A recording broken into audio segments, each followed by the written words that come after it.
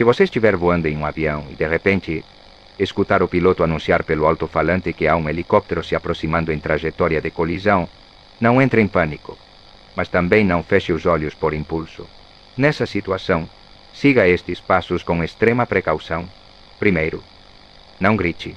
A segundo, não se levante do assento. E por último, não tente chamar o comissário. Apenas feche os olhos lentamente, mas mantenha a consciência alerta. Coloque a cabeça entre as pernas e respire o mais devagar possível. O impacto pode não ser sentido, mas se você ouvir algo, então você provavelmente não está mais no mesmo lugar. Se, ao abrir os olhos, tudo estiver silencioso e as pessoas ao seu redor não se moverem, não se levante, não toque em ninguém e principalmente não olhe pela janela. Se você vir algo flutuando lá fora, aquilo não faz parte do avião. O que aconteceu uma vez em Chicago pode acontecer de novo. E desta vez, pode ser você quem nunca chegará ao destino final.